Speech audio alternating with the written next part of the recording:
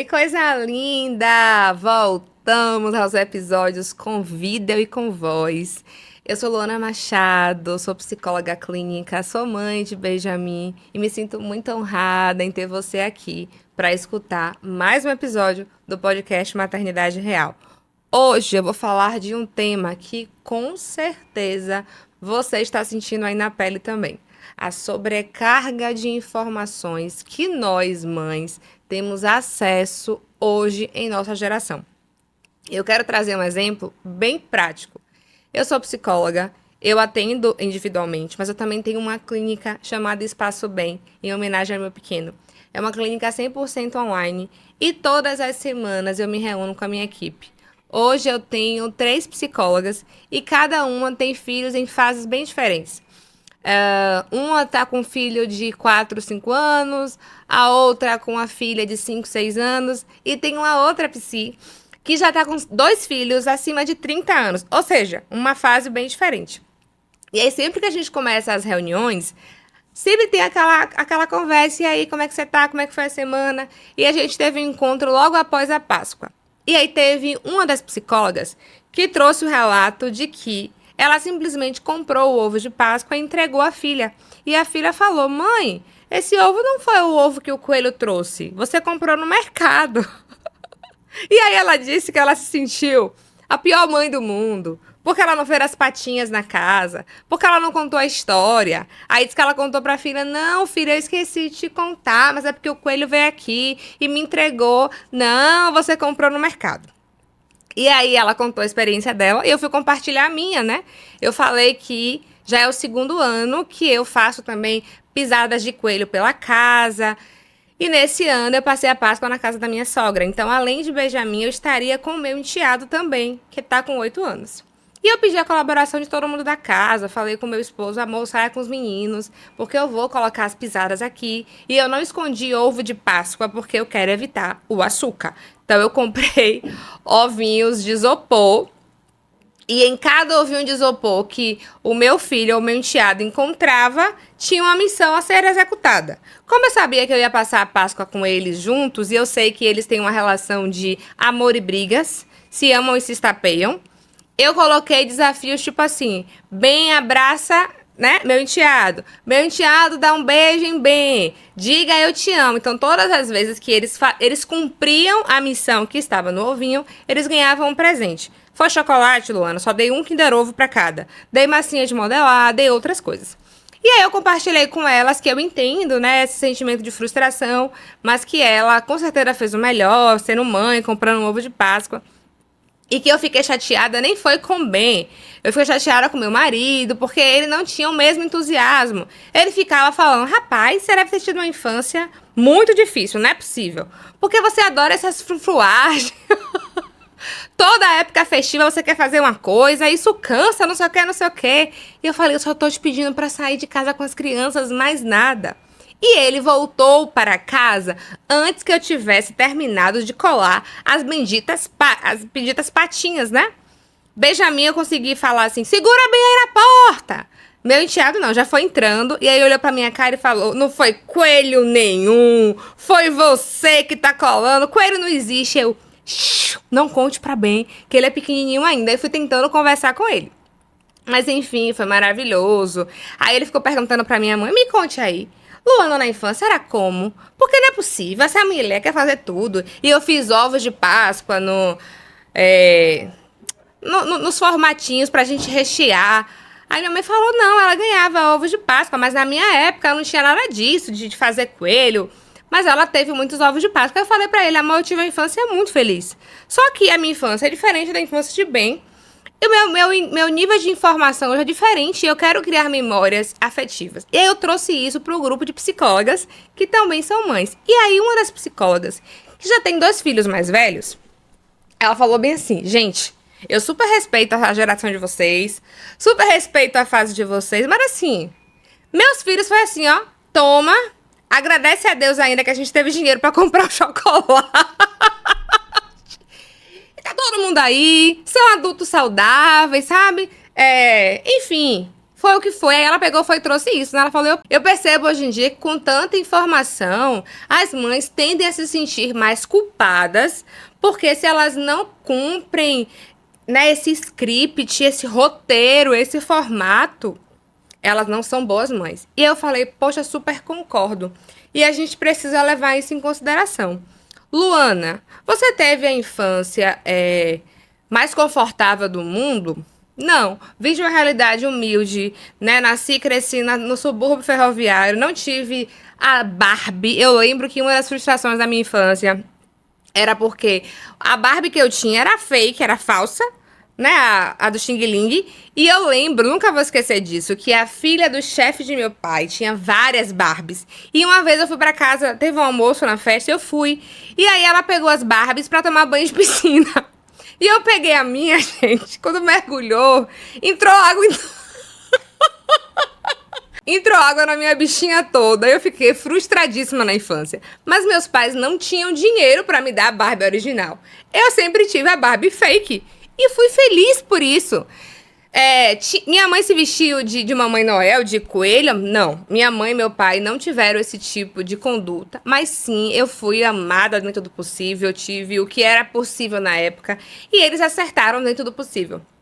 Eu tenho muitas memórias felizes da minha infância. Principalmente dessas datas comemorativas. Minha mãe e meu pai sempre fizeram muito meu aniversário, etc e tal. E eu sou uma adulta hoje funcional, né? Eu tenho minha própria vida. E é importante a gente parar para refletir sobre isso. Hoje a gente tem um acesso à informação que é importante, claro. A informação é válida, salva vidas, nos orienta. Mas eu atendo um cliente em terapia, um pai, que ele fala pra mim assim, revoltado. Ele fala, Luana, eu fico revoltado, porque minha esposa, ela quer tudo. Ela quer consultora de amamentação, ela quer consultora de sono, ela quer... Minha mãe, minha avó criou não sei quantos filhos, eu não tinha nada disso, e tá todo mundo vivo. E claro que a gente tem que ter cautela, né? Porque sim, se existem essas profissionais, elas são importantes, elas ajudam muitas mães, muitas famílias a terem um maternar mais leve, a terem uma construção familiar mais funcional, e é importante. Eu não estou aqui desqualificando, muito pelo contrário, porque eu sou dessas mães que aderem tudo que é importante ali na construção dos filhos. Mas esse episódio é para a gente também refletir que tudo em excesso também não é saudável. E quando a gente entra lá nas redes sociais, tem uma informação de que não faça isso porque é errado. Aí já uma outra fala, mas isso aqui. E você vai ficando estressada e tentando ficar robotizada em tantos padrões. A gente teve uma conversa, nem foi uma conversa profissional de psicólogas, mas um bate-papo de psicólogas que são mães. E a gente teve essa discussão importante. De fato, a criança vai ser um adulto infeliz porque não teve as patinhas do coelho da Páscoa no caminho? Porque não teve uma construção de que o coelho passou aqui. E é muito engraçado, né? Porque eles vão crescendo também e vão fazendo questionamentos, né? Benjamin, alguma coisa assim do chocolate, ele falou, não, mamãe, mas o coelho come cenoura, né, mamãe? Não é chocolate. Falei, isso, filho, o coelho come cenoura. O coelho é muito saudável, Benjamin. Por isso que a gente não vai comer chocolate, né? A gente vai ser igual o coelho. Mas não funciona muito bem, não. Ele comeu muito chocolate também. Então, assim, é importante também a gente fazer pegar uma peneira e peneirar, assim, quais são as informações relevantes que vão agregar, que vão ser importantes para mim, que eu quero, de fato, trazer para o meu maternar e quais não são. Eu vou conseguir criar super memórias afetivas o tempo inteiro? Não. E, gente, deixa eu falar uma coisa. É o dia a dia, é o simples, que às vezes a gente nem valoriza, que marca eles. Eu tenho um hábito, sempre que eu coloco o Benjamin para dormir, isso já faz parte do meu ritual do sono com ele. A gente lê uma historinha da Bíblia infantil, a gente ora, eu canto 10, 50, 40 músicas para ele dormir, conto histórias para ele e sempre pergunto, sempre, filho, qual foi o momento do seu dia que você mais gostou? E eu até vou falar uma outra coisa sobre isso depois. Que, assim, ele fez isso comigo e eu fiquei... Ai, meu Deus! Eu sempre pergunto, filho, qual foi a coisa do seu dia que você mais gostou? Eu comecei isso de maneira muito sem um propósito específico, mas depois eu comecei a falar, opa, tô fazendo isso aqui para ajudar ele também a celebrar, a ter gratidão e a focar em coisas boas, porque sempre vão ter momentos bons e ruins no nosso dia. E aí eu faço uma retrospectiva com ele. Exemplo, hoje Benzinho levou o nosso cachorrinho pra passear, brincou com a babá, almoçou com a mamãe, foi pra escolinha. Aí a mamãe pegou bem na escolinha, a gente foi no mercado. Quando a gente voltou no mercado, eu conto tudo, né? E aí, assim, eu sempre espero que ele fale, ah, mamãe, eu gostei de ir pra escola, ou eu gostei de brincar. E ele falou, eu amei ir pro mercado com a mamãe, foi muito legal. Gente, eu fiquei assim, meu Deus, tô criando uma memória positiva nele. E eu não fiz nada de extraordinário. Não teve pó de pirim-pim-pim caindo do céu. Não teve eu fantasiada, né, de uma rainha ou de uma guerreira. Não, não teve nada. Foi o cotidiano. E mais uma vez, eu não estou falando que é errado ou que é certo em datas específicas e comemorativas nós fazermos algo simbólico, porque eu faço parte desse time, tá? Todo ano, o aniversário de Benjamin. Hoje, meu esposo, que na época, né, era meu namorado noivo, ele falava: Meu Deus do céu, quanta coisa.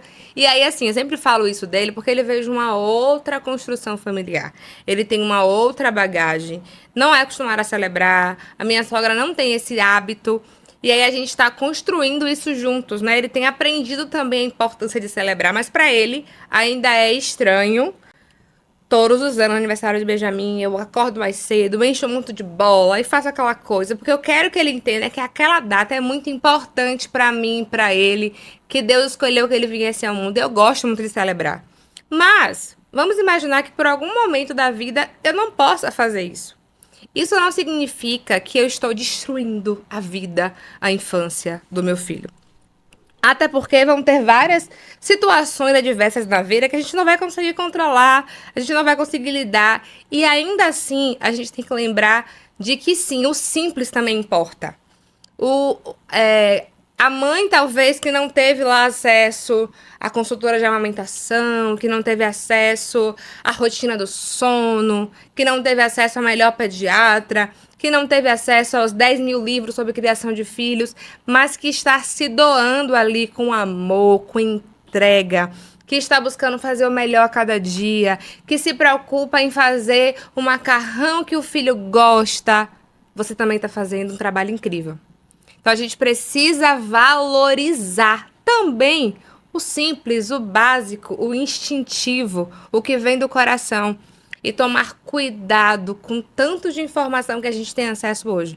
Claro que se a gente usar a informação como a nossa aliada, se a gente usar os conteúdos que a gente acessa para nos agregar, isso é importante. Eu vou salvando lá no Instagram várias dicas importantes. Eu vou salvando várias receitinhas que eu acho legal que eu posso fazer. Mas também eu não posso ficar me martirizando porque eu não consegui fazer o biscoito no formato do Mickey. Porque o que deu naquele dia foi mandar um biscoito que eu comprei no mercado para ele merendar na escola. E tá tudo bem. Porque é o que é possível dentro da minha realidade.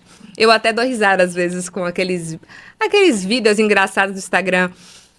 A lancheira da criança, né, toda arrumada, com frutinha cortada de desenhos, com várias coisas. Aí mostra uma mãe pegando uma maçã, colocando no saco, amarrando e dizendo assim, é o que deu pra fazer por aqui. E tá tudo bem. O importante é que a criança se alimente. Que ela não passe fome na escola. Então, coisa linda, me conta como é que chega aí no seu coração esse episódio, o que é que você achou desse conteúdo de hoje. Me compartilha aqui também nos comentários. Você sente que esse excesso de informação, às vezes, atrapalha um pouco o seu maternar, te gera culpa, te gera cobrança? Como é que você lida com isso? Quero muito escutar a sua opinião. E não esqueça de me acompanhar também lá no meu Instagram, psicóloga.luanamachado. Me acompanha lá no meu dia a dia, na minha rotina real da maternidade. Deixa eu trazer aqui um relato de um ouvinte aqui. Um ouvinte, ó, raiz. Ela tá comigo aqui há muito tempo. Ela falou pra mim assim, Lu, eu demorei muito tempo de vir pro Instagram. Eu te escutava toda semana lá no podcast, mas eu não vinha pro Instagram. Eu falei, mas por que, mulher? Muita gente vem pro Instagram justamente porque os meus episódios mais antigos eram era só áudio, né? Não tinha vídeo. Então, muitas pessoas escutavam a minha voz, mas não imaginavam como é que eu era. Apesar de que já escutei seguidora falar que me achava que eu era baixinha, que eu era loira, que eu era... Enfim, a imaginação fluía. Eu falei, mas por quê? Ela falou, é porque eu fiquei com medo de chegar aqui no Instagram e me decepcionar. Eu criei um amor tão grande por você, te escutando lá no podcast, que eu não queria vir pro Instagram e me decepcionar. Eu falei, decepcionar com o quê? Ela falou, porque eu fiquei com medo de você ser aquelas coaches, de estar aqui só querendo vender o tempo todo, de me decepcionar, de perceber que a sua rotina real não é de acordo ao que você fala lá no podcast. Mas o pior é que eu cheguei aqui e me apaixonei, porque eu vi que é real, é sincrônico. Dá pra perceber na sua rotina que você posta aqui, nos seus conteúdos, que de fato o que você traz no podcast faz parte da sua vida. E aí, assim, talvez você está também com esse receio, e eu te convido também de me acompanhar por lá, de compartilhar o meu podcast, meu Instagram, com outras mulheres que são mães, com outras profissionais também que se interessam pelo tema da maternidade. Assim você me ajuda também na divulgação do meu trabalho. Beijo, coisa linda!